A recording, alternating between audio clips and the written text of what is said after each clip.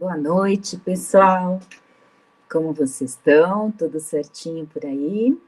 Noite quente, né? Estamos na quarta-feira, véspera do nosso encontro, amanhã, às 16. Espero que vocês estejam bem.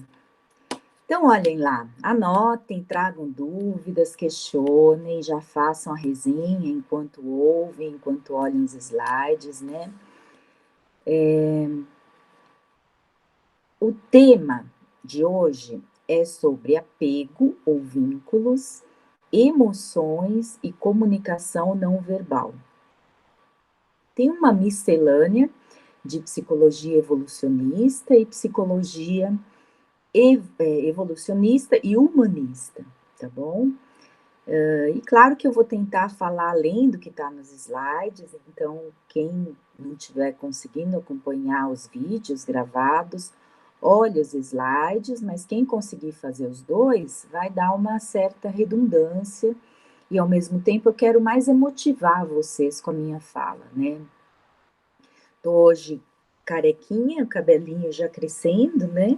Tô melhorando um pouco, sim, das dores de cabeça, alguma coisa tinha a ver com alergia e com a dificuldade de, né, de massagear e de oxigenar mais esse cérebro pós-Covid. Então, vocês vão me ver cada dia melhor, isso é muito bom, né? E vai que eu gosto da ideia, né, de ficar carequinha, aí, aí já vai já vai desmistificando um pouquinho a coisa do cabelo, né? Mas eu gosto de cabelo também, mas facilita, que facilita a vida, facilita. Mas eu já tô aqui com o meu lencinho, se começar a esfriar, eu vou virar uma árabe. Posso até fazer assim para ficar meio encoberta, mas tá tudo bem. Vamos lá então, gente. O que que tem a ver nesse contexto o apego, né? O apego é um pouco a origem do porquê que a gente age de certos jeitos e não de outros, né?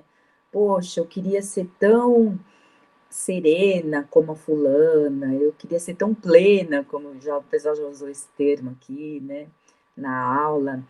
Eu sinto tanto ciúme dos meus relacionamentos amorosos, eu me sinto carente, eu me sinto controladora, ou não, eu me sinto de boa, eu dou liberdade para o outro, eu sei que as coisas básicas, eu que tenho que cuidar mesmo das minhas coisas, ter a minha própria autoestima, meu amor próprio.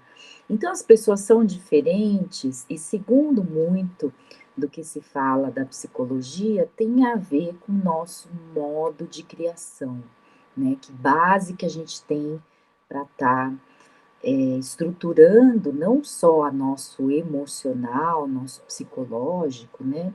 Como a maneira como a gente interpreta o mundo, que estímulos para a gente são relevantes ou não.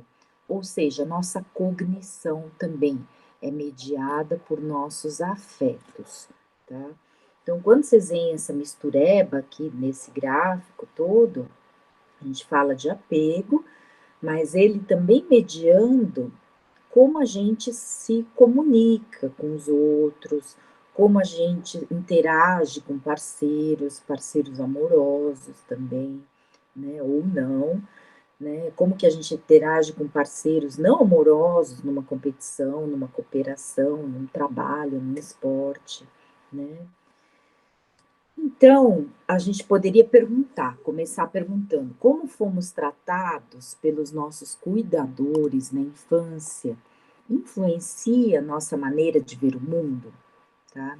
Por que cuidadores?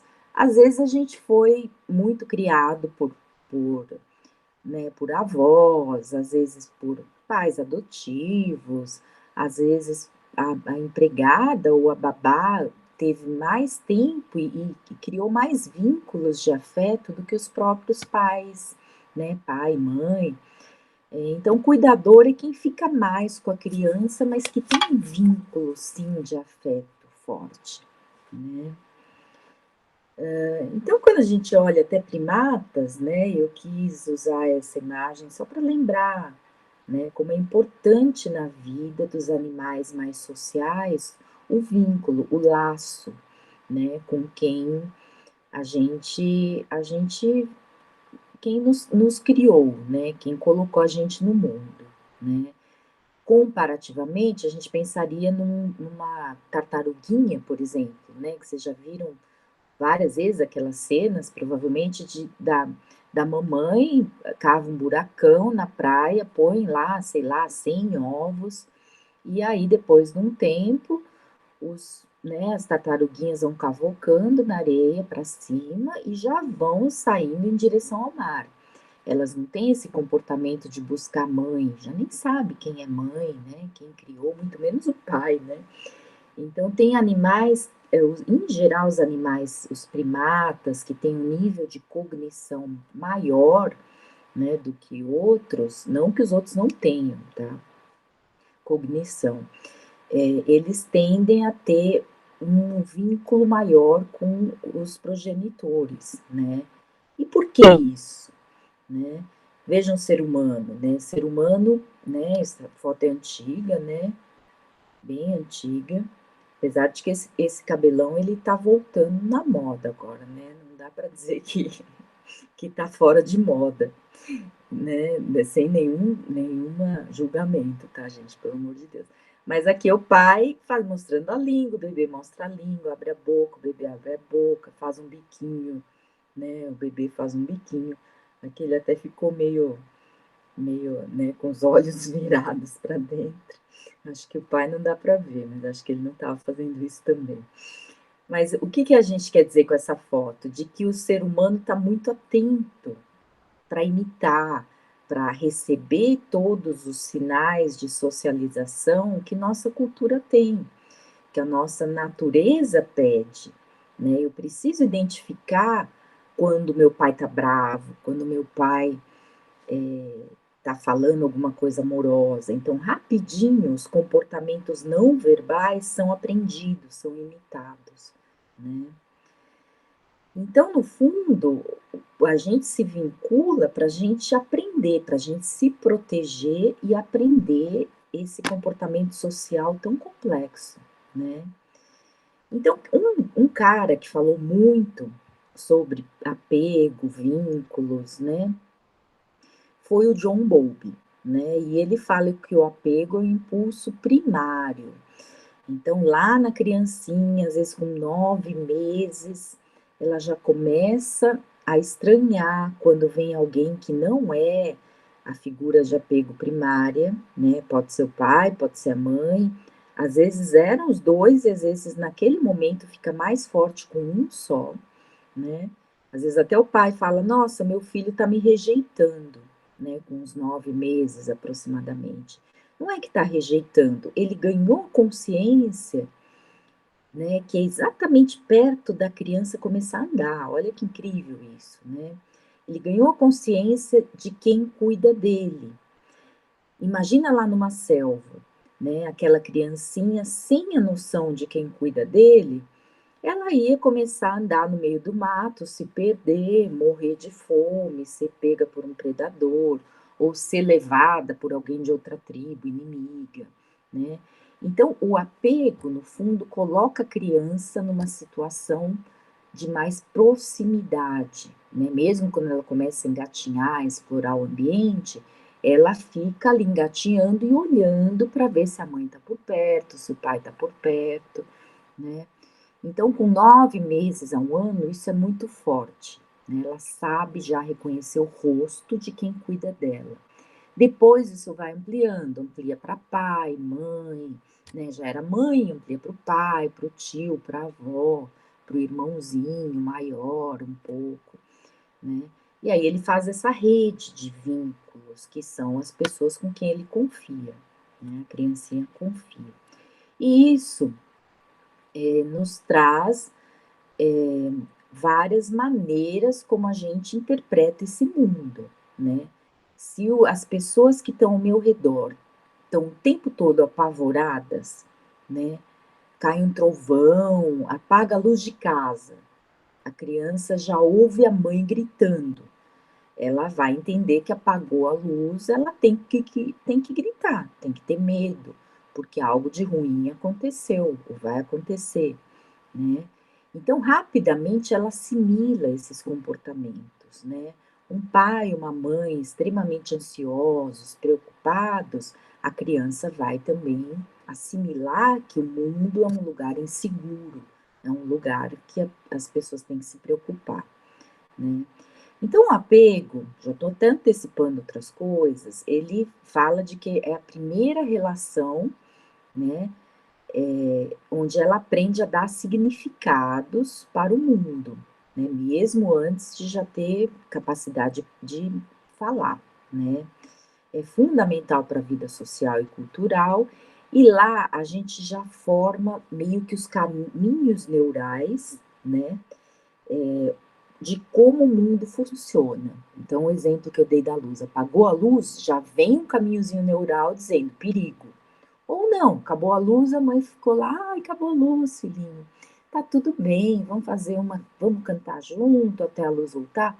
E ele vai vir para um caminho neural de que não, continua tudo bem, né.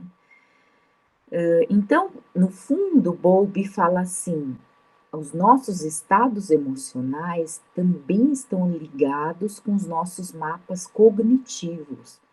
Como a gente pensa, como a gente interpreta estímulos do ambiente, que mapa cognitivo que a gente faz para interpretar se aquilo é bom ou ruim, se aquilo é ameaçador, né, vai depender desses vínculos, tá bom? Então, até no esporte a gente pensa que tem vínculos, né, o ser humano faz vínculos direto, vínculos um pouco mais do que o colega ali de sala, né, o amigo, é alguém que você tem mais proximidade, que você pode ligar e falar: "Nossa, estou precisando de uma ajuda", né. Então os vínculos nos dão essa necessidade também de pertencimento, né, de estar num grupo, pertencer a um grupo, né, e a gente acha isso importante, né. O esporte, por exemplo, é muito comum às vezes ter crianças que não encontram na casa um ambiente acolhedor, e o esporte vira aquele ambiente de aconchego, né, que você fala: "Nossa, aqui é minha família 2", né, porque lá tem amigos, lá você sai, você se encontra, lá você tem o lazer, você tem os momentos de desabafo, momentos de acolhimento, né. Pode ser, nem não é para todos, né, nem todos encontram esse vínculo, né. Então desde muito cedo a gente busca esse vínculo e a atividade física pode ser também um local de aproximações, né. Às vezes o técnico tem esse papel, né, de referência, como um pai e uma mãe, e às vezes a gente acaba conhecendo amigos, namorando dentro da equipe. Então, cria-se laços, né, não só amorosos quanto não amorosos, né. Mais uma imagem, né, uma mamãe brincando aí com um filhotinho, o alongamento dela tá bom, né. A força de perna, acho que esse filhotinho também deve ter uns quilos aí legais. Provavelmente ele está segurando nela, né. Se a gente for fazer isso com o nosso bebê, vai ser meio complicado, né. Mas então, um autor, né, mesmo antigo, ele é um clássico, né, o Hind, ele vai falar o que que é neotenia? É aquele bebê prematuro, né, então o bebê humano, ele é muito prematuro, ele não nasce e já sai andando na selva como uma zebra, como um cavalo, né. Que mal nasce, já mexe um pouco ali, se alonga e já se levanta e tá atento, se a mãe correr, ele corre atrás também, né. Então a neotenia é esse complexo de que a gente vive muito, a gente é muito tem uma complexidade social muito grande e um cérebro também muito grande, né. Então quase o bebê humano, ele tem que nascer prematuro, porque se demorar demais dentro da barriga da mãe, a cabeça dele não sai pela né, pelo quadril da mãe, né. Então ele nasce prematuro, né, mas ele tem um tempo longo de, ganhar essa maturidade já interagindo com o ambiente, já socializando, imitando, tendo contato visual, verbal, não verbal, né. Então, um pouco se fala assim, o nosso cérebro, ele é tão avançado, né, nossa capacidade social é tão grande, que a gente precisa de mais tempo com nossos pais do que a média dos animais, né, para aprender tudo isso. Então o vínculo, no fundo, ele é um laço que une pai, mãe e filho por um tempo, pelo menos por uns 5 anos, que é o período que o bebê está mais imaturo, que facinho ele pode morrer, ele pode cair num barranco, ele pode se machucar, né, ser vítima aí de um predador, né, pensando nesse período ancestral, né. Mas hoje igualmente, né, quantas, né, em países subdesenvolvidos, a morte de crianças abaixo de 5 anos ainda é muito grande. Claro que muito por questão de doenças, mas também a questão de cair, de se afogar, né. Então, no fundo, a gente tem um complexo, né, o nosso comportamento evoluiu junto com nossas necessidades fisiológicas, de ter um cérebro grande, em função de uma interação social muito grande também, né. De novo um macaquinho aí, né, para lembrar nosso do quanto a gente tem coisas próximas também, né, desde corporalmente até cognitivamente, como ele tem esse cabelinho dividido no meio, provavelmente é um bonobo, não é o chimpanzé, né, tenho certeza. Então Bowlby vai dizer que, né, a teoria do apego integra social, afetivo e cognição, e enfatiza muito o papel da infância, né, do apoio, dos cuidados na infância, tá. Tem um outro autor mais recente, Bauman, né, ele vai até falar do outro lado do apego, vocês devem falar assim: "Nossa, mas tem hora que, apego é bom ter apego pelo meu filho, pelo meu namorado, pela minha mãe, mas tem hora que é uma maldição", que ele fala, né. Então por que maldição? Ele fala, assim, que é bom, né, por um lado a gente ter a confiança em uma pessoa, se sentir capaz de ser ajudado e ajudá-la, mas uma maldição porque se cria um laço. Um laço, se vocês pensarem: "Ah, é bom ter um laço é algo que te prende no osso, tem um laço aqui, prendendo as 2 mãos, né, das pessoas diferentes. Então é como um juramento, né, algo que tira a sua liberdade, né, te prende, né. Esse é um dos dilemas dos casamentos, né, que tantos aí falam: "Ah, eu só quero ficar, eu não quero namorar", porque o namoro vai ter alguma alguma regra, algum combinado, seja lá qual for, né. E aí isso, de certa forma, une os 2, traz coisas maravilhosas, mas tem alguma perda da liberdade, né. Em geral, muitos das regras, elas trazem pactos, né, de perda de liberdade, né. Então, se vocês pensarem assim: "Poxa, mas o que que apego tem a ver?", né, como assim? Então a gente poderia chamar apego, ó, vou puxar um pouquinho aqui, de 3 tipos, basicamente. Vamos chamar de 4, né. Um é o seguro, né, a palavra já diz, e os outros 2 ou 3 tem 2 tipos de evitativos, né, por isso que alguns autores falam que são 3 tipos e outros falam que são 4, né. Então tem 2 ou 3 inseguros, né, o desapegado evitativo, assustado evitativo e preocupado ansioso, né. Alguns usam outros termos parecidos, evitante, desorganizado, aqui é o termo em inglês, né. E vejam, vocês podiam falar assim: "Ai meu Deus, espero que eu seja seguro, espero que eu seja seguro". Metade da sala seria seguro e metade da sala seria inseguro. Aí você fala, metade do mundo está desajustado? Não, gente, são nichos, né? Os animais têm os nichos ecológicos, né? Então não tem um ambiente em que o patinho se desenvolve melhor, numa lagoa, com aquelas plantas que ele pode comer, né? Digamos, o ambiente ideal do ser humano é com apego seguro, né? Mas se não foi tão ideal, né, se os pais tiveram dificuldades financeiras, se os pais tinham problema depressivo, tiveram que se medicar e tiveram dificuldades de afeto para cuidar dessa criança, elas sobreviveram, elas são sobreviventes desse ambiente um pouco mais hostil, não tão ideal, né? Então elas vão agir no mundo de acordo com esse padrão de comportamento que elas aprenderam. Todo mundo pode buscar ajuda, todo mundo pode mudar e melhorar a forma como ele interage com o mundo.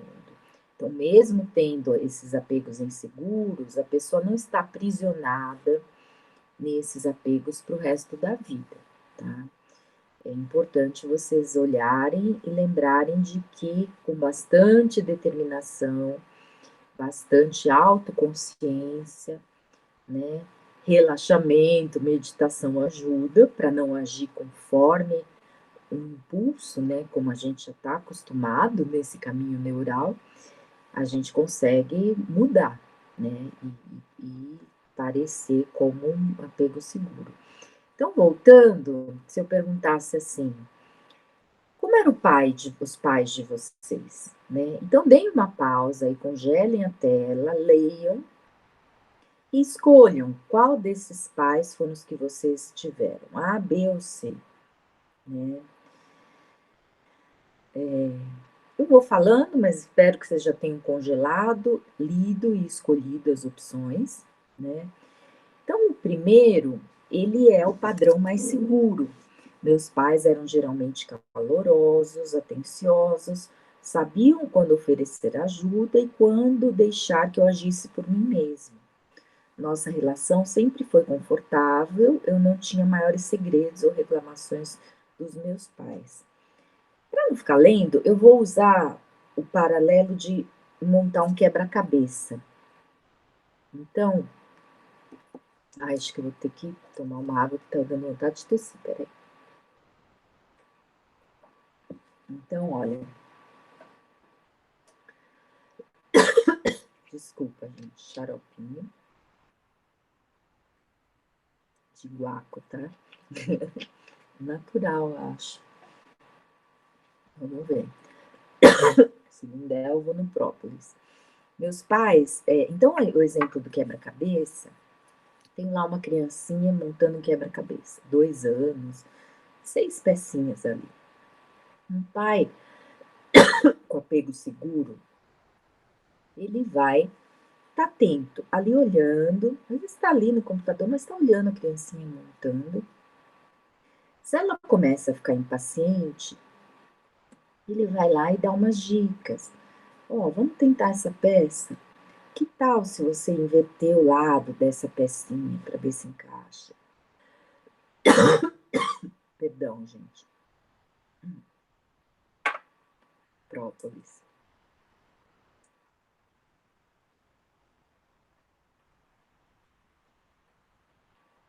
Desculpa aí, viu? Fazendo propaganda, né? Agora foi. Então, um pai seguro traria esse ambiente de atenção, tá atento. Não é mimar, não é a cada pecinha que a criança põe, faz uma festa, você é o melhor filho do mundo, você é o mais inteligente de todos, você vai ser um Einstein da vida, né? Não é mimar, é simplesmente estar atento e oferecer o suporte e também, né, mostrar demonstrar uma satisfação, um sucesso quando a criança consegue realizar as coisas, né? Por outro lado, pode ter o segundo tipo de pai, né, que tem a ver com um estilo mais frio e distante, né? Então ele não está nem aí com a criança. Se a criança falar, papai, me ajuda, ele vai falar, não me enche o saco, né? Faz aí suas coisas, estou aqui trabalhando, né? E às vezes grosso, às vezes a criança percebe que ela não é importante para o pai, né? Tem outras coisas que ele quer fazer e que é mais importante. E a última situação, tem hora que o pai fala, ajudo sim, filho. E tem hora que ele fala, filho, não me enche o saco. Ele alterna, ele deixa aquela coisa dúbia, né? Então, nem sempre a criança se sente valorizada e importante na vida dos pais, né? Vejam, aí vem o outro questionário do Hasan e Shaver, né? Que vai associar os estilos de apego, né, os modos de criação que vocês viram no slide anterior, com o quanto, como você se relaciona com um parceiro amoroso, né? Então leiam de novo, congelem aí a tela, leiam, escolham qual vocês se identificam mais, e aí eu vou falando na sequência.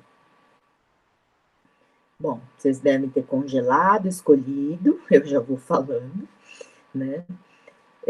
No primeiro, é um estilo de apego mais seguro, de novo, né? Então, um apego seguro num relacionamento, ele se aproxima facilmente das pessoas, se sente confortável, tanto em ter uma certa dependência delas, como sentir que elas dependem de vocês. Mas não tem uma preocupação excessiva em ser abandonado, não tanto de ser abandonado como de alguém se aproximar de você, né? Então ele é uma pessoa que tem uma autoestima boa, né? Ela sabe se cuidar, ela sabe se dar o valor, né? Já no segundo e terceiro, B e o C, é característico de um apego mais inseguro. Então, aqui é uma pessoa que sente muito desconforto em estar próximo das pessoas, não confia, né? Fica nervoso quando alguém chega muito perto e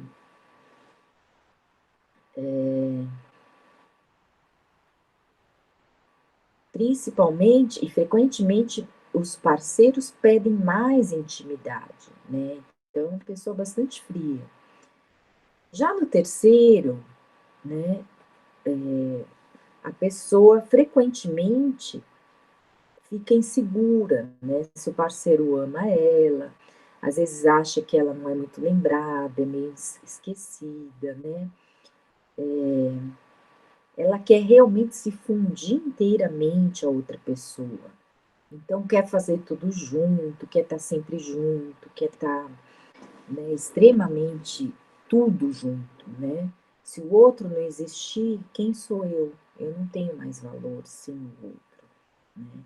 Isso acaba afugentando algumas pessoas, né? Então, são esses três que a gente falou aqui, né? O seguro e mais esses, né? O evitativo, né? Desapegado e o ansioso preocupado. O evitativo assustado é um pouco além do evitativo desapegado, né? São tipicamente de pessoas que sofreram um trauma muito sério, né? Gente, tudo isso para dizer o quê? Aqui vão vir exemplos de que muitas vezes, até quando a gente está, por exemplo, essa pesquisa foi feita com nadadores, né? Então, quando a gente entrevista os nadadores e pergunta sobre os pais, às vezes o pai, ele dava abraço, tal, só que às vezes atrapalhava também no treino, né? Às vezes ficava lá gritando como se fosse o técnico, às vezes interferia nas decisões no técnico, né? Às vezes criava expectativas muito grandes, né? A criança quer fazer esporte para se divertir, para brincar, né? Se ela ganha, se ela fica boa no rendimento, Isso é uma consequência, mas ela não quer já estar indo para um treino pensando que ela vai ser um atleta de elite, né, ir para uma Olimpíada. Então, muitas vezes, os pais invertem o papel deles, né, colocam, às vezes, ênfases em aspectos que não faz bem, né, nesse processo. Então, e muitas vezes os treinadores também percebem essas diferenças, né? Leiam essas frases, alguns vão se identificar, né? Pais que fazem pressão, às vezes não só com técnico, com nutricionista, né? E outros que apoiam, né?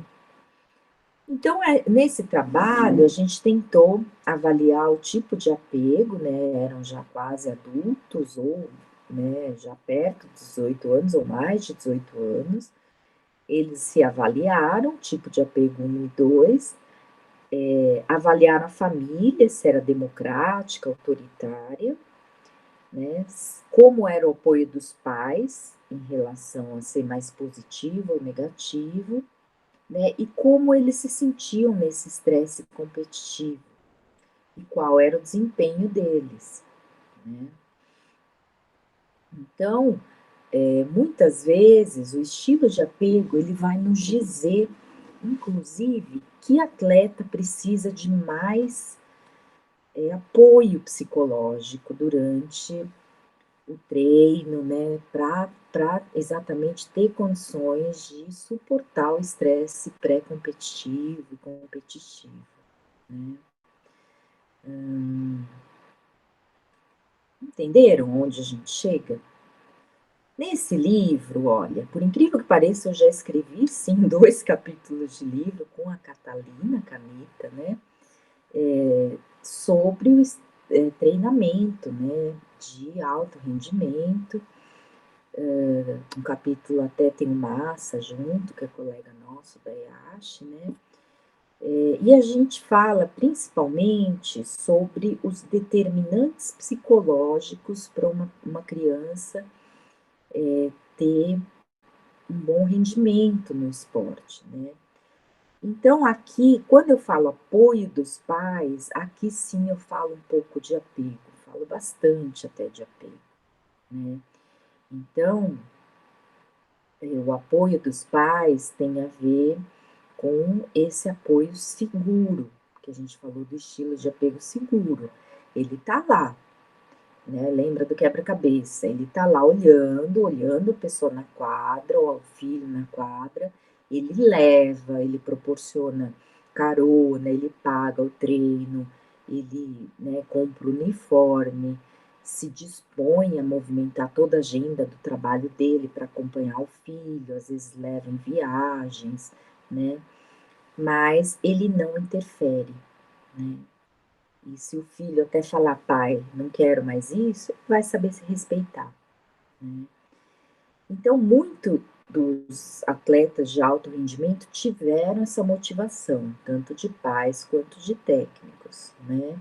Além disso, na infância, né, eles souberam tratar o esporte como uma fonte de prazer, né? Ganharam, né, foram acumulando autoconfiança, autonomia, não se sentiam escravos do técnico, dos pais, do próprio esporte, tinham autonomia, sim, consciência do que eles estavam fazendo, cada um, né, na cada idade, no seu nível de consciência, autodeterminação, persistência, capacidade de lidar com estresse, olha aqui, né, o que a gente já falou em outras aulas, né? E capacidade também de lidar com a agressividade ou ambiente da competição, tá bom? Então, aqui citando algumas características que são importantes de estar desenvolvendo nos nossas crianças, né, que estão visando um alto rendimento, né, mas sem inverter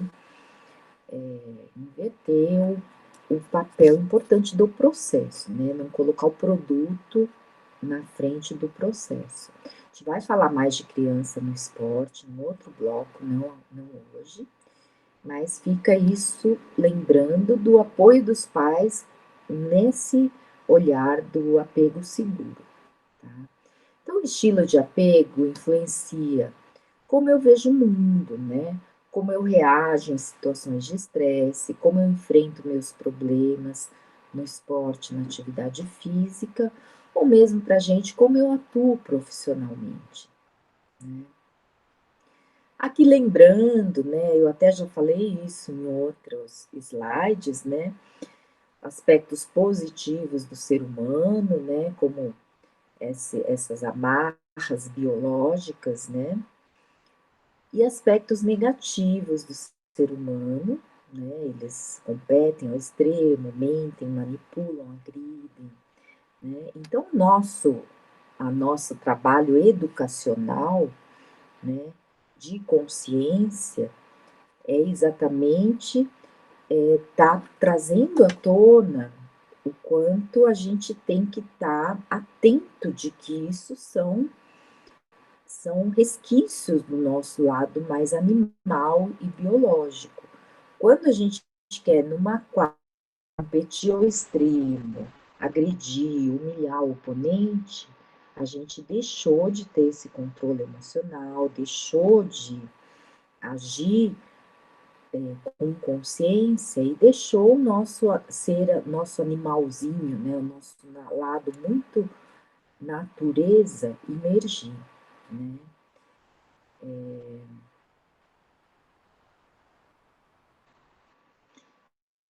Lembrando que muito do que a gente é, às vezes a gente traz da família, da religião, do esporte, da escola, da cultura. Quando a gente falou de apego, a gente falou muito da família, que é essa primeira base de vínculo, né? Então, a gente pensa, será que a gente quer ser exatamente a influência de tudo isso? Ou vocês querem ser uma pessoa mais livre e agir de acordo com o que vocês realmente acreditam que possam ser, né?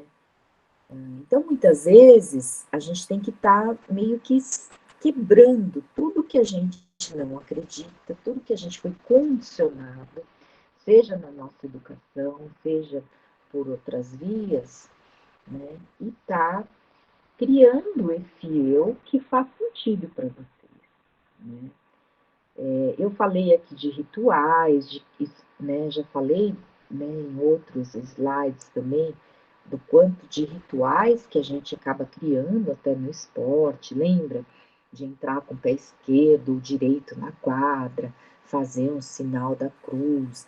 Então a gente tem um monte de rituais que, na verdade, são usados para diminuir a ansiedade, mas que não tem uma relação de causa e efeito direta, não é uma relação científica. Se eu faço o sinal do crucifixo, Deus vai estar do meu lado e não do lado do meu oponente, né, do time adversário. É muito estranho esse Deus, né? Mas de todo jeito, a gente entende, a psicologia entende como a gente precisa desse ninho seguro. É como se a família, aquele ninho de apego inicial seguro, ele se amplia na religião, dentro da minha escola, da minha sala. São vários ninhozinhos que a gente vai criando ao longo da nossa vida, né? Então, esse Deus que te dá uma segurança, ele nos acalma, né? Mas não é para todos, né? Alguns vão dizer que até um cientista, né, ele usa o mesmo aparato do cérebro para colocar a ciência, é essa estrutura que dá segurança para ele. Né? Então, ficamos aí com essa nossa tendência a nos organizar em grupos que nos deem acolhimento, que nos tragam, né, amorosidade, que nos tragam segurança. Né?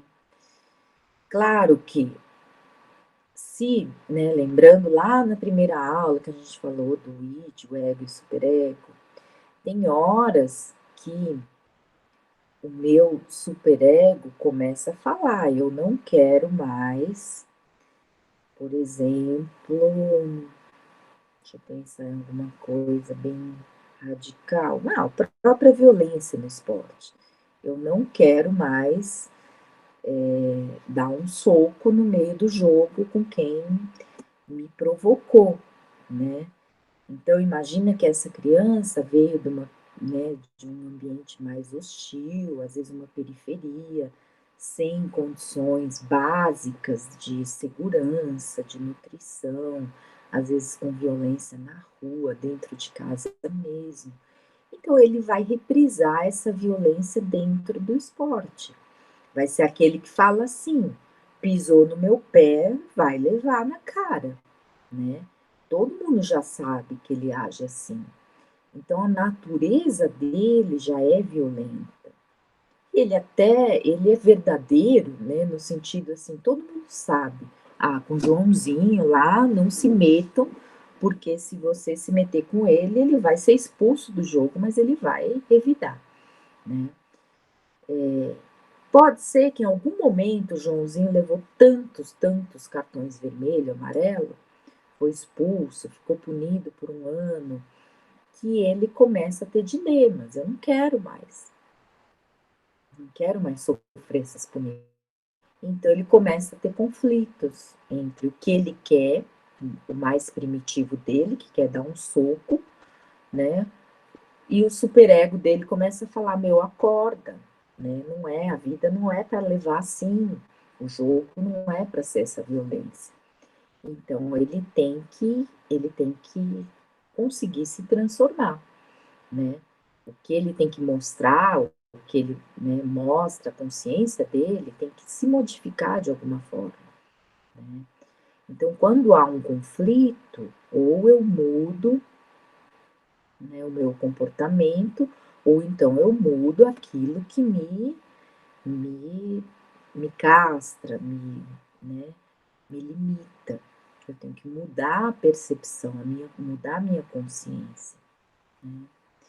Quando a gente não consegue, fica naquele vai, não vai, né, dúvidas, dúvidas cruéis, aí às vezes acumular tensões, acumular desgostos, né, e pode surgir um transtorno, né. Então a gente tem que refletir, a gente vai querer mudar nosso comportamento quando tiver um disparate aí, às vezes do nosso modo de criação e da maneira como a gente age no mundo.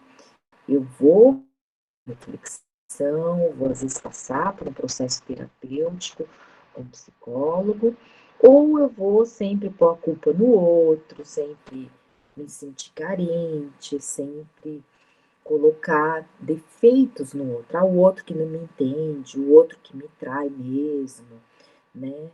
E então é para a gente estar refletindo, né. A gente quer se manter aprisionado nas nossas crenças, às vezes debilitando a nossa saúde, ou quer buscar mais liberdade, autonomia, com ética e consciência social. Então, da crise, muitas vezes surge, né, um novo olhar de si e do mundo, né. Leiam, o que vale a pena ler, mas acho que eu não vou ficar lendo não, né.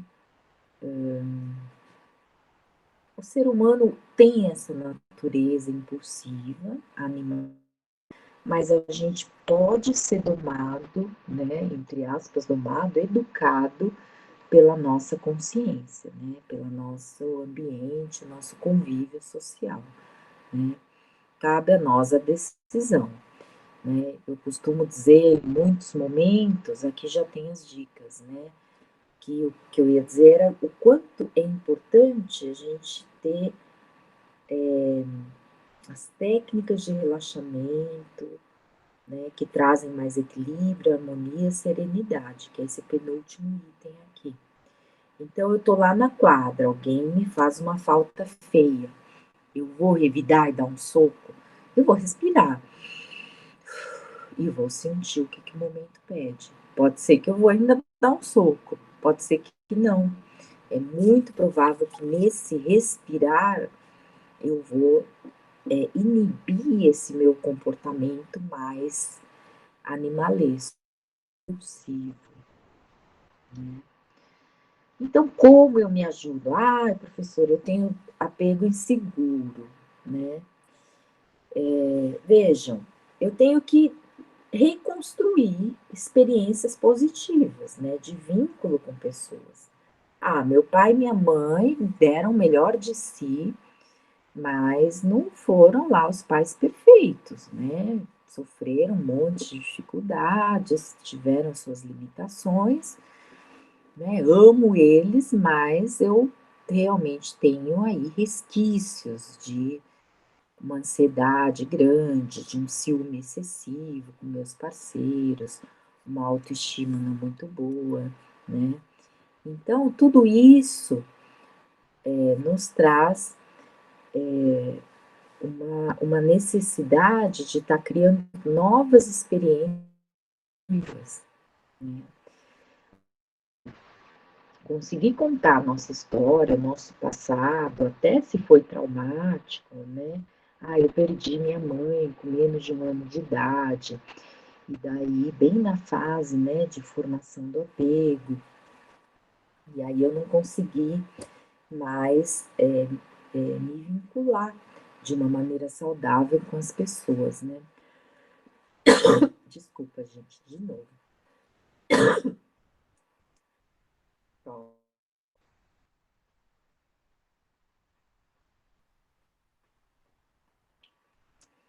Então, vale a pena uma terapia para estar deixando para trás e ficando só com aprendizado, né? Item 3, inserir mais relacionamentos na vida, exatamente o contrário que alguns estilos inseguros de apego querem fazer. Ah, eu vou morar sozinha mesmo, porque eu não me entendo com pessoas, né? E minha casa de animais, olha eu aqui falando, né? Mas não é isso não, né? Posso até ter um apego inseguro, mas não estou fechada a relacionamentos não, né? Mas então inserir mais relacionamentos faz a gente se conectar e valorizar todas as pessoas, com todas as dificuldades e defeitos que cada uma tem, né? Inserir mais amorosidade, mais autocuidados, mais autoconfiança e, por consequência, melhorando a autoestima, né? Então, eu não vou depositar no outro todas as expectativas de como eu quero ser, né? Ah, eu não sou boa em cozinhar e eu vou casar com um cozinheiro. Por que eu não posso aprender a cozinhar? E daí, se eu casar com um cozinheiro, maravilha, mas se um dia ele não estiver lá para cozinhar para mim, eu vou saber fazer a minha comidinha, né? Claro que eu estou dizendo uma coisa básica, mas pode ser algo mais da personalidade. Ah, eu não sei me defender de pessoas que são abusivas, né? E aí eu preciso do outro para estar me protegendo. Por que eu não aprendo a me proteger? A reconhecer, a ter assertividade de estar lidando com pessoas assim, né? Então, aí vem o autoconhecimento, o autorrespeito, saber dizer não, né? E claro, do outro lado, saber respeitar o não, sem manipular, né? Se libertar de crenças que aprisionam, aprender técnicas de relaxamento, que eu já falei, e buscar ajuda profissional. Então, os estilos de apego estão longe de ser algo estanque, estático. Eu sou assim e acabou. Não, tenho uma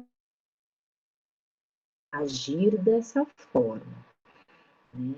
Mas eu posso estar construindo mais experiências positivas, me relacionando com pessoas que têm um estilo de apego inseguro, seguro, e tá percebendo, poxa, se a pessoa chega atrasada, meu parceiro, não quer dizer que ele estava me traindo sempre.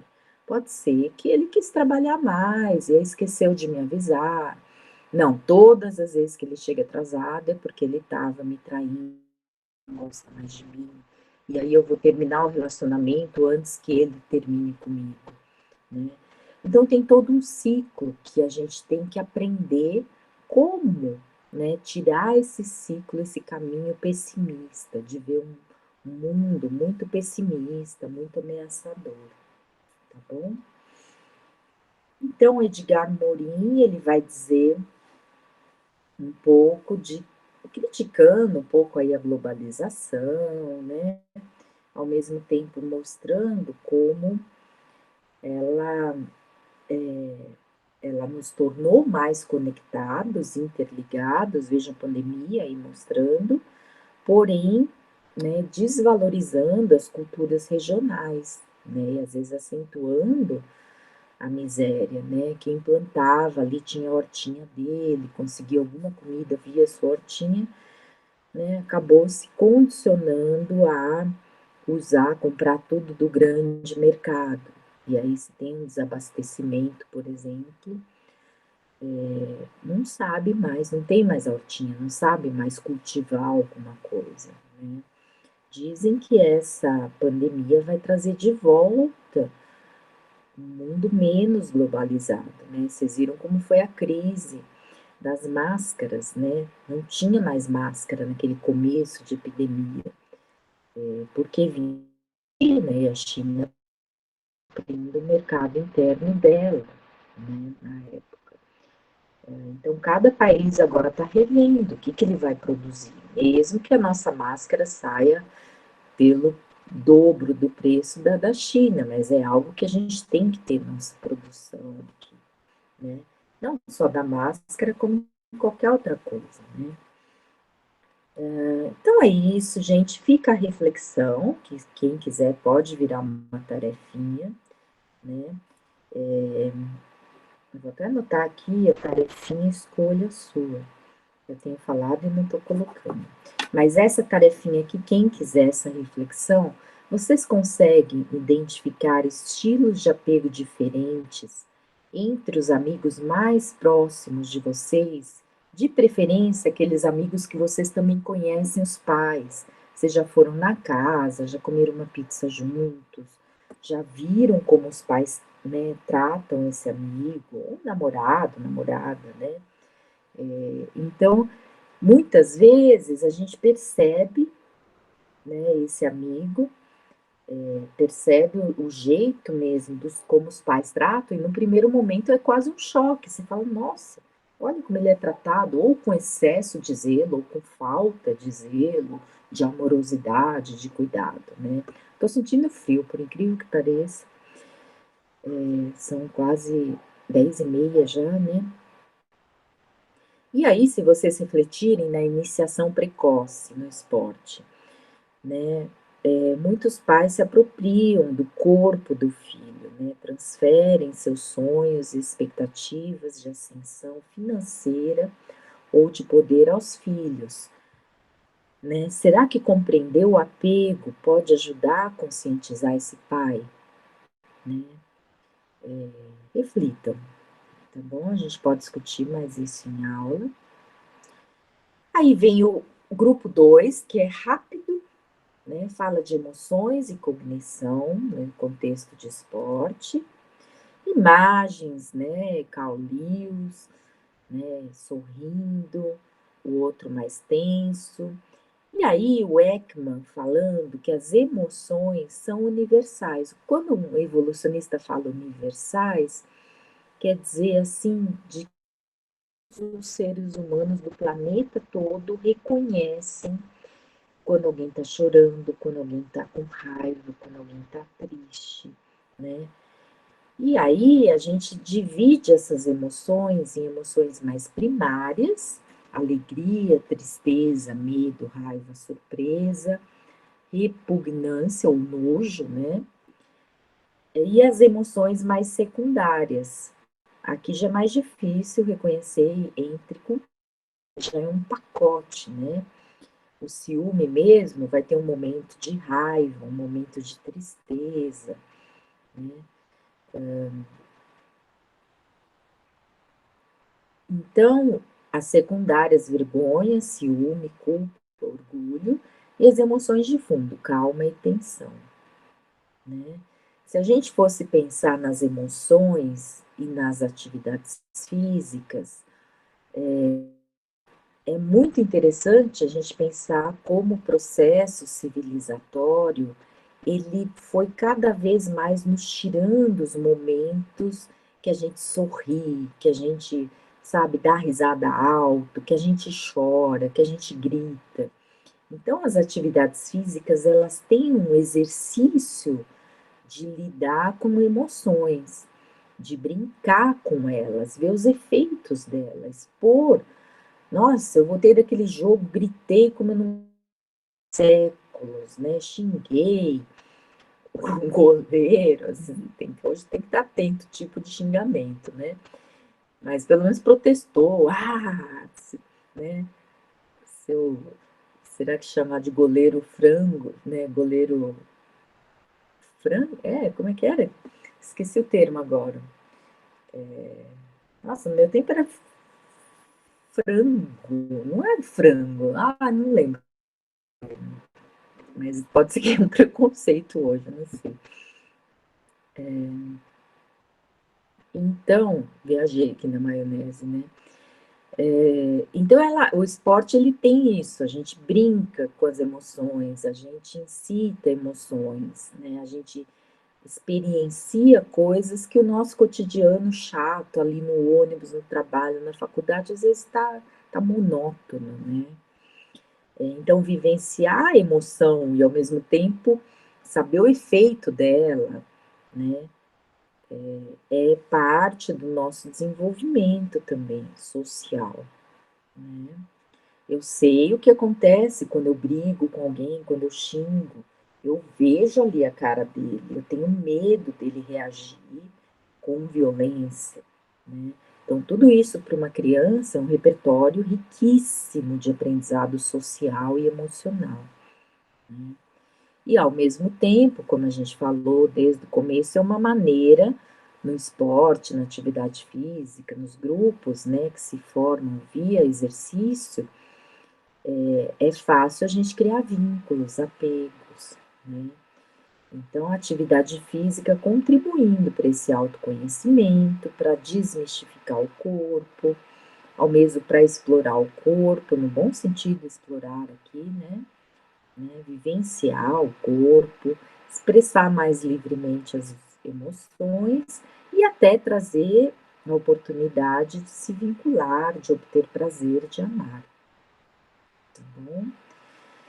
Aqui lembrando que, né, sentir o corpo, mente, cognição e emoção estão diretamente relacionados, né? Não dá para a gente falar, eu me emociono, ou eu penso. Não cabe, né? Tanto que a memória numa aula, por exemplo, ela armazena mais fácil os eventos que ocorreram nos extremos, seja de tristeza, seja de alegria, né? Então, aulas mesmo que têm experiências afetivas positivas aumentam o aprendizado, a memorização e a própria adesão à aula. Então, a gente retoma a ideia de que razão e emoção estão muito conectadas, tá? É isso, gente. Leiam aqui. Vamos para o último bloco, que é muito visual também. E aí a gente já vai acabando, né? Comunicação não verbal. Vamos lá.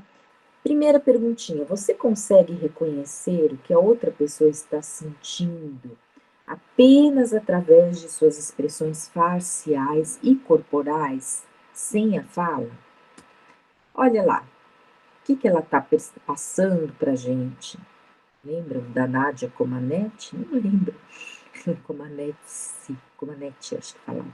1976, né? Foi o primeiro 10 que aconteceu nas Olimpíadas, né? Tem esses joguinhos, né? Hoje tem os emoticons, sei lá como é que fala, né?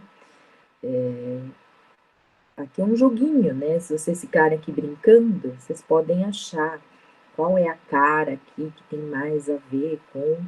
Difícil, né? Orgulho. Dá para ver aqui quem está com orgulho. Estou tentando achar aqui.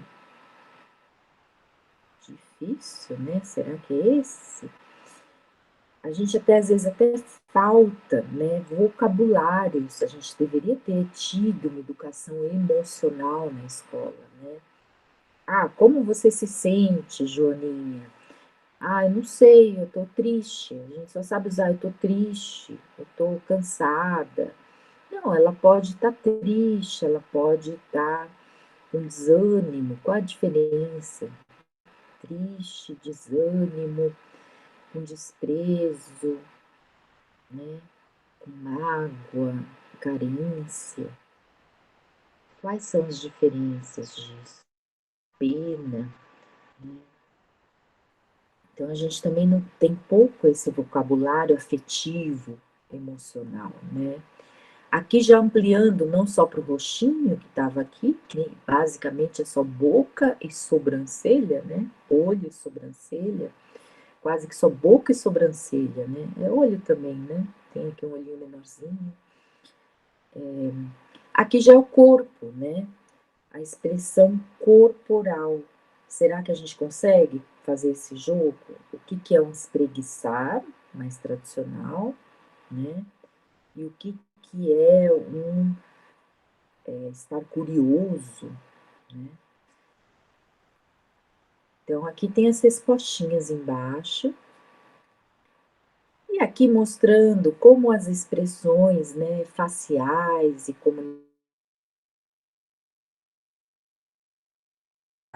né, uma pesquisadora com uma história maravilhosa, ela foi observar primatas na África, né?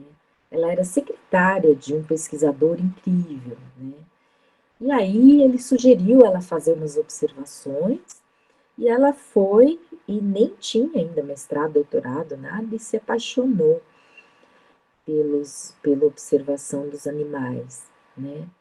E aí ela fez algo nada acadêmico, que ela foi dando nomes. Para ela conseguir registrar o que ela observava, ela chamou o macaquinho tal de Frog, sei lá, Frodo. E aí ela foi contando como se fosse uma historinha. E aí, na época, os pesquisadores falaram que é absurdo, né? Ela humanizou os primatas. E no final, porque tinha aquela arrogância, sabe? De dizer, nossa, os primatas não são como seres humanos, são inferiores. Aquele, sabe, aquela coisa de um antropocentrismo, o ser humano é o centro do universo, nós somos superiores a todos os seres vivos, né? E aí o fato dela colocar nomes nos animais e descrever comportamentos que nunca tinham sido registrados, desde amorosidade, desde vingança entre tribos, né? Desde até mães que não eram boas mães, matavam, né? Eram violentas com os próprios filhos. E aí foi se percebendo como a gente tinha proximidades, né? Jane Vidal para vocês, né? Aqui mostrando de novo nas imagens de captação, né? Tá captando aí uns como é que chama? Que tem muito criança também que vai para creche, carrapato, né? E, claro, você fala, catando carrapato é um processo de limpeza, de higiene, mas também tem o apego, né? Tem os vínculos que se cria, né? Vocês já viram namoradinho, namoradinha? Ai, deixa eu espremer essa sua espinha, né? Talvez isso é algo tão íntimo que já revela, se você vê alguém fazendo isso, você fala, nossa, esses dois têm intimidade um com o outro, né? Quem vocês acham que cata mais o piolho ou é catado mais? O que tem mais status no grupo cata mais ou é catado, né? Entenderam a pergunta? Ó, já dou a resposta para eu mesma me expressar melhor, mas quem mais catam, né, o piolho é quem tem mais status. Então, aqui, é claro, é com criança, é diferente, né, a mãe cuida do filhinho, né, pode ser o pai também, mas o quem tem mais, quem tem mais hierarquia, dominância, é mais cuidado. Vejam até os animais com os donos, né? Quando um animal apronta, vocês já viram um cachorro, eles vêm e dão uma lambidinha em você. Né? Eles meio que falam, ai, deixa eu limpar seu corpinho, me perdoa. Não é bem assim, né? Mas eles dão lambidinhas amorosas, né? Então, quem recebe mais lambidas é que é o manda-chuva da matilha, né? Provavelmente, se tiverem 3 cachorros, você, né, e você é o ser humano, eles naturalmente têm você como referência, né? Você que dá comida, você que abre a porta para eles saírem ou não. Então, você recebe mais lambidas, mais catações ali de piolho, né? A simbologia. Aqui mostrando, né? Talvez esses dois tenham brigado. Esse daqui está fazendo a autocatação. Olha que curioso, né? Aí já é o autotoque, eu tô ali me coçando. Eu mesma tô coçando meu piolho, eu tô mais sensível às coceiras do meu corpo porque eu tô ansiosa. Porque esse daqui é o dominante, ó, ele não tá nem aí. Esse tá observando esse. Esse daqui, provavelmente é dominante, não tá nem aí com o outro, né? Aqui mais imagens, né? Tá meio difícil de ver, mas para às vezes perceber interações, expressões faciais, gestos de afeto, de acolhimento da criança, né? Entre crianças, né? O cuidado, às vezes entre irmãos, né? Como a cumplicidade intergeracional também, né? Não é só a mãe que cuida, tem crianças que têm mais apego com o próprio irmão, né? Do que com a própria mãe ou pai. Aí lembrando, né, será que se a gente comparasse, né, no nosso período ancestral e o nosso período atual de desenvolvimento, hoje completamente não natural, né, uma cidade grande, um aglomerado, né, como que é essa comparação? Então, no modo de vida e caçador-coletor, que a gente ainda vê em algumas tribos aí mais remotas, né? Ou mesmo numa cidade bem interiorana, bem pequena, né? Há mais forte essas características. Um afetivo mais intenso, social mais intenso, convivência familiar mais intensa.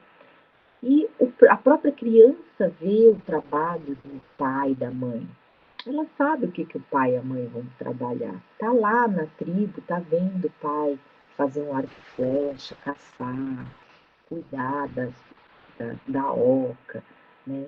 No nosso meio urbano, às vezes o adulto sai para o trabalho, a criança não tem nem ideia o que, que o adulto faz, né?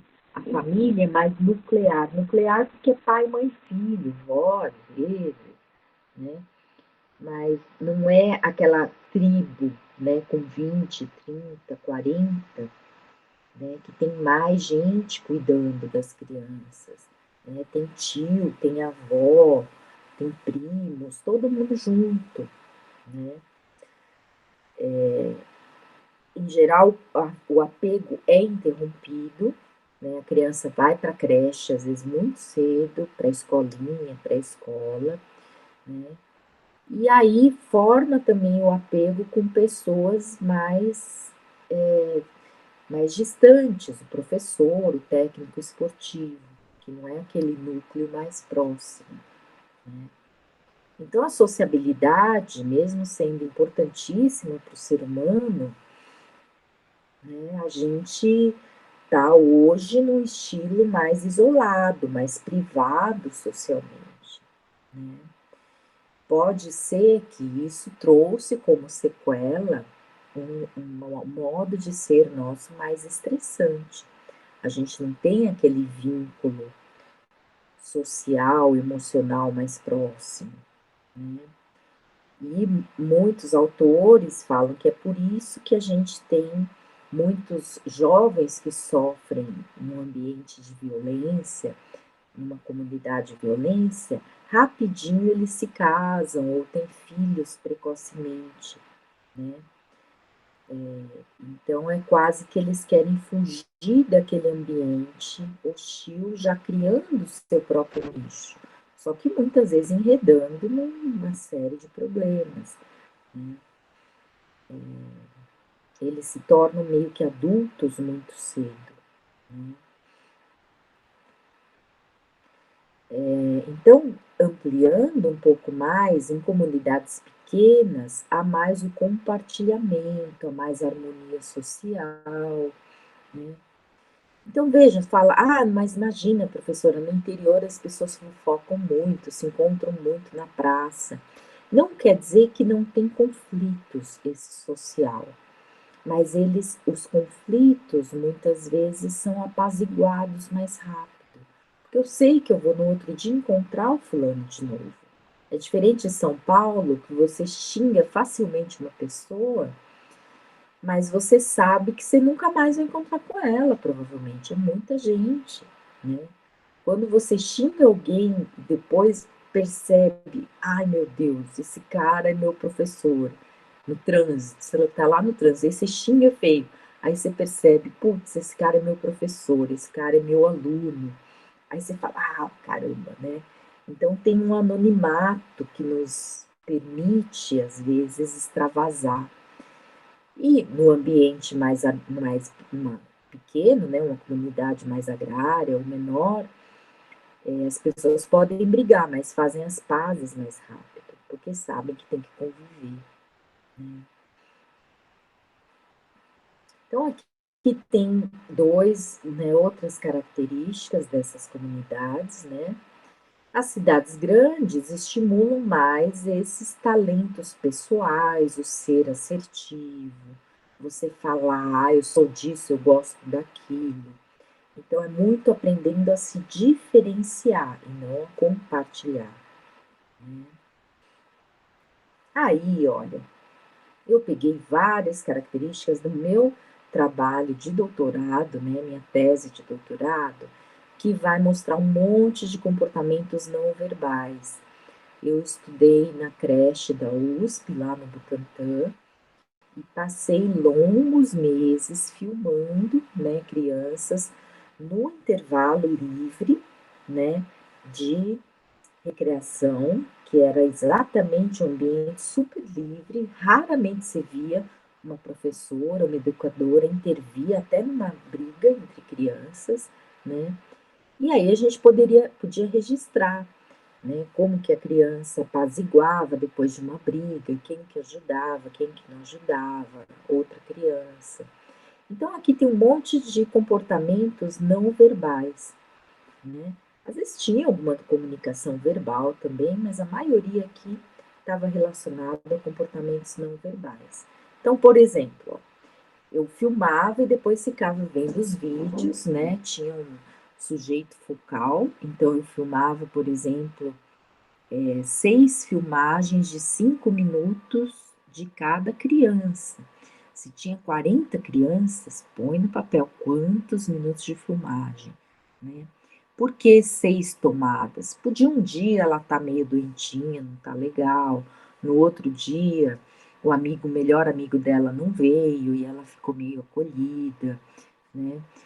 Então tinha que ter essa diversidade, às vezes de horários, né? Logo depois do lanche, mais depois no final do intervalo, né?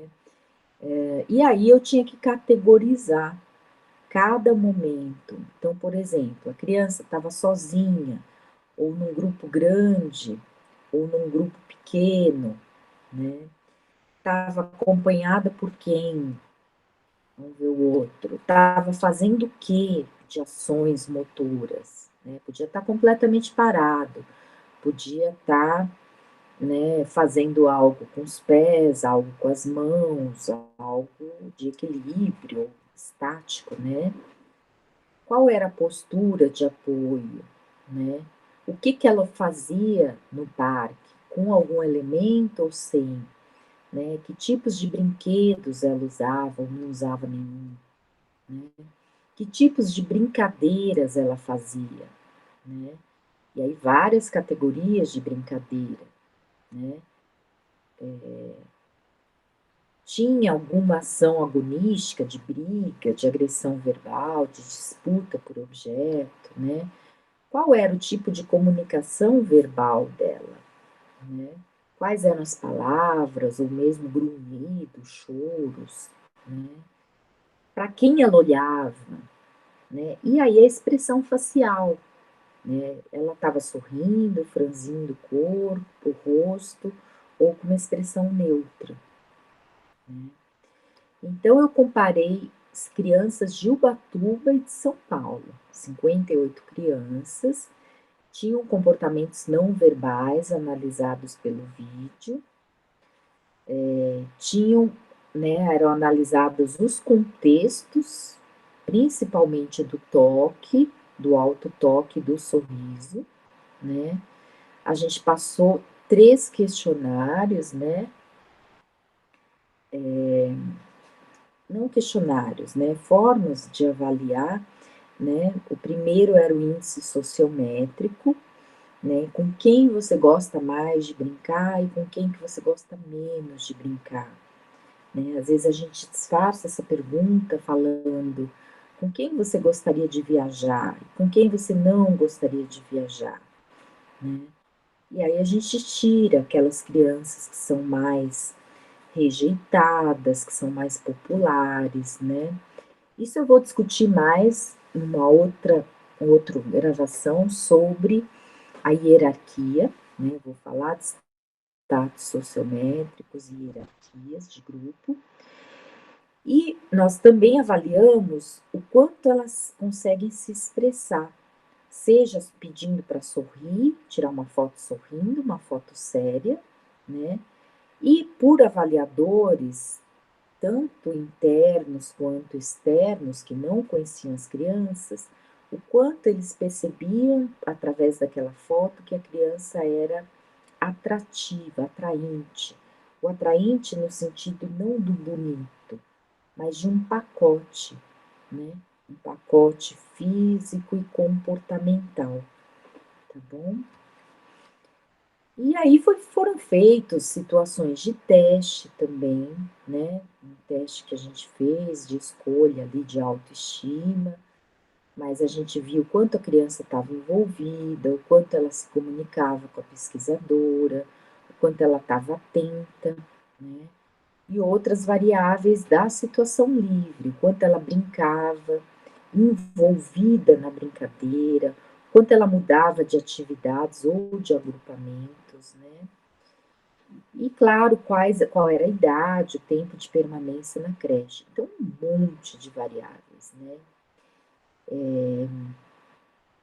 E aí a gente podia dizer quem era mais amigo, né? Se tinha diferença entre meninos e meninas, entre atraentes e não atraentes, e como que se manifestava principalmente esses 3 comportamentos não verbais: o toque, né, no outro, o alto toque, né, que tem a ver muitas vezes com situações de ansiedade, né? Então, se eu começo a mexer no meu corpo, começo a cutucar minha pele, né, começo a esfregar meus olhos, às vezes isso tem a ver com cansaço, com ansiedade, com nervoso, né, mexer no nariz, né?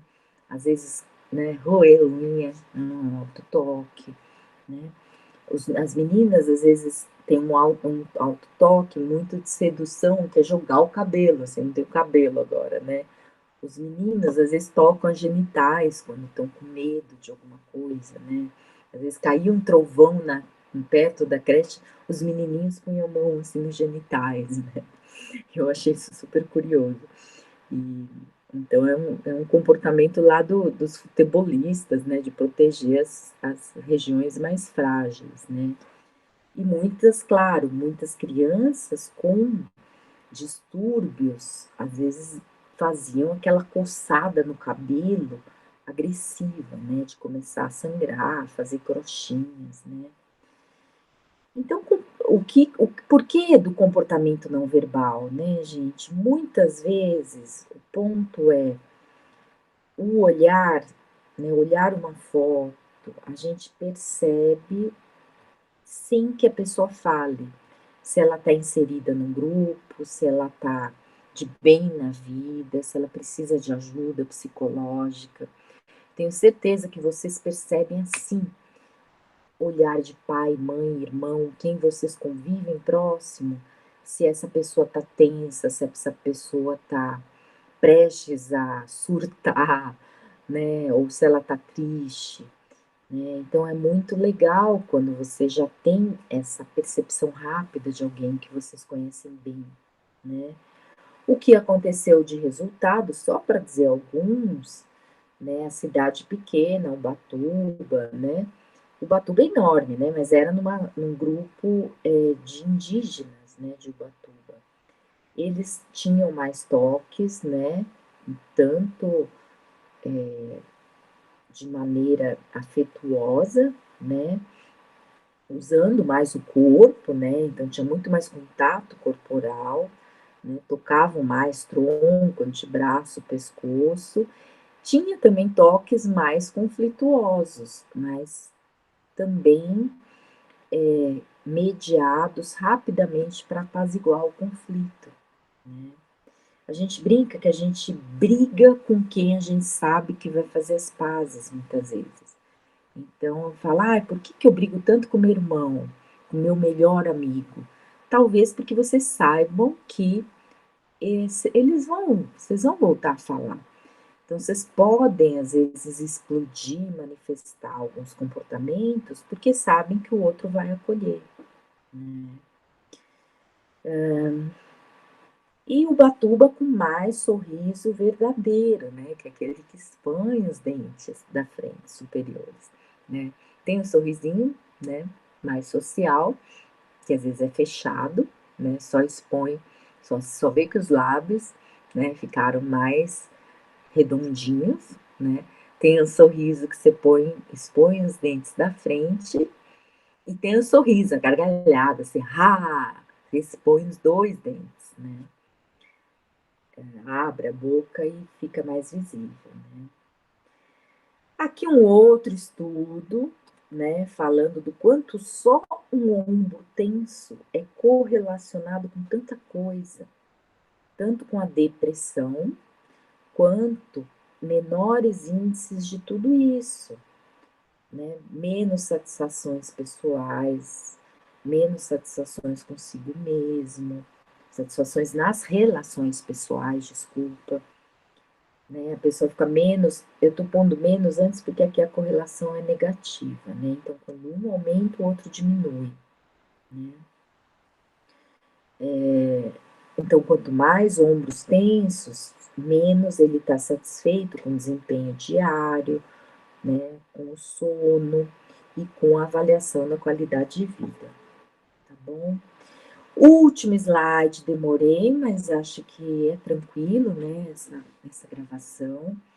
É um desafio, né, pode ser mais uma tarefinha, se alguém quiser, é vocês brincarem de não verbal.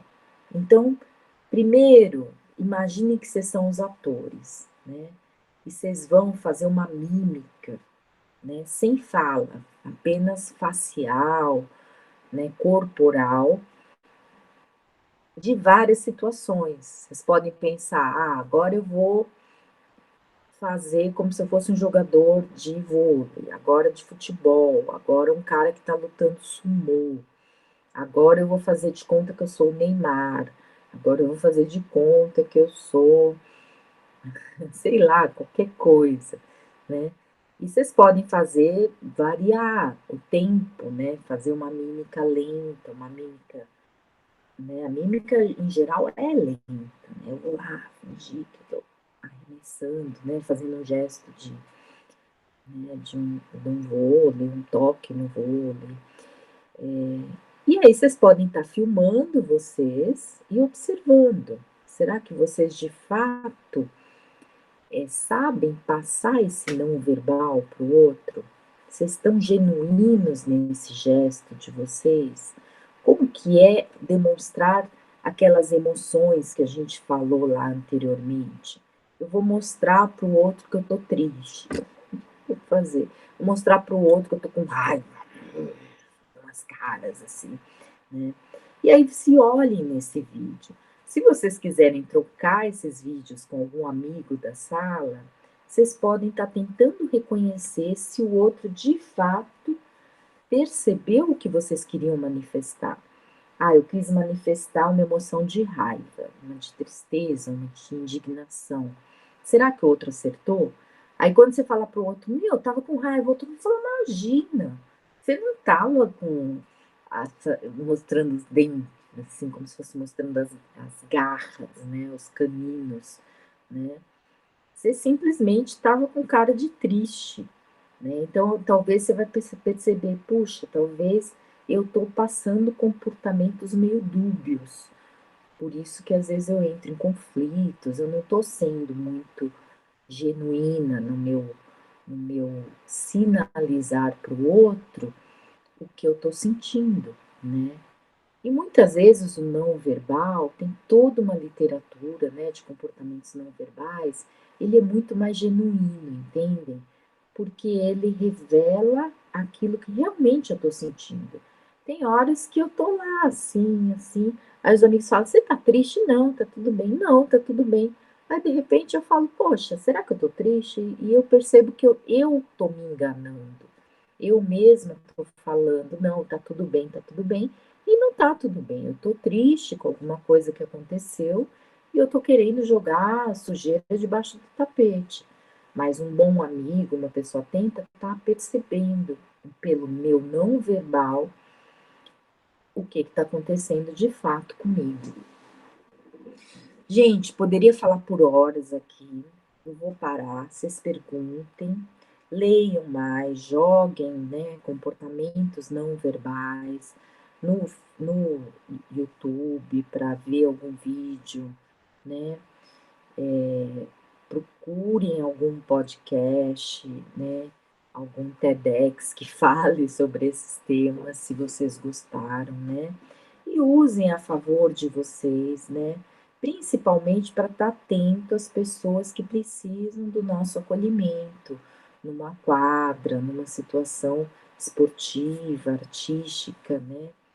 De dança, de exercício, que está ali manifestando não só uma falta de apoio familiar, um ambiente hostil que ela está vivendo, quanto, né, ela demonstrando um momento do corpo dela pedindo ajuda. É isso, gente. Acabou, finalmente, né? Não tá fácil para mim estar falando muito. Eu confesso que eu tenho adiado por N razões, mas ainda bem que eu tô conseguindo cumprir esse momento aí de estar, pelo menos, gravando antes da aula. Divirtam-se, perguntem, tragam amanhã questionamentos de qualquer natureza. Tá bom, gente? Muito obrigada pela atenção, obrigada pelo carinho. Sigam firmes e fortes, que já já estamos virando 2021, hein? Vamos aprender muita coisa com esse ano. Vai ser um ano histórico nas nossas vidas e a gente tem que ter também grandes aprendizados, mesmo com as piores situações aí que a gente está passando, tá bom? Se cuidem, um grande beijo. Estou interrompendo aqui. Até amanhã. Um beijo.